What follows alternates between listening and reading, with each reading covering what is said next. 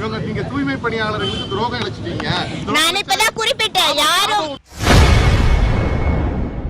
தூய்மை பணியாளர்களுக்கு திமுக அரசு பச்சை துரோகம் செய்துவிட்டதாக செய்தியாளர் எழுப்பிய கேள்விக்கு மேயர் பிரியா ஆவேசத்தில் கத்தியுள்ளார். மழை காலங்கள்ல தூய்மை பணியாளர்களிடம் நேரடியாக அவர்கள் பணியில இருக்கக்கூடிய பணி களத்திற்கே அவர்களுக்கு உணவு இருந்துருங்கண்ணா டீ சாப்பிட்டீங்களான்ட்டு நின்று டீ வாங்கி கொடுத்த முதலமைச்சர் நம்முடைய மாண்புமிகு முதலமைச்சர் அவர்கள்.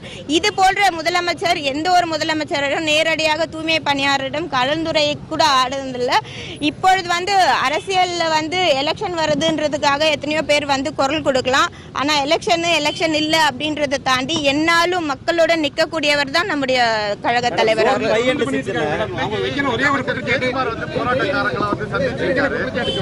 என்ன சொல்லியிருக்காருன்னா இவங்க நீங்க தூய்மை பணியாளர்களுக்கு துரோகம் இழைச்சிட்டீங்க. நான் இப்பதான் குறிப்பிட்டேன் யாரும் சாபம் விட்டு போயிருக்காரு. நீங்க அதை எப்படி பாக்குறீங்க?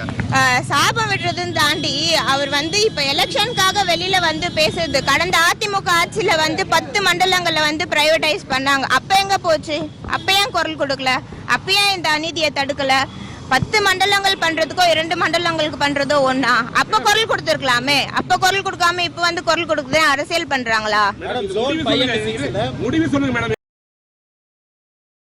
செய்திகளை உள்ளது உள்ளபடி தெரிந்து கொள்ள ரெஃப்ளெக்ட் நியூஸை சப்ஸ்கிரைப் பண்ணுங்க.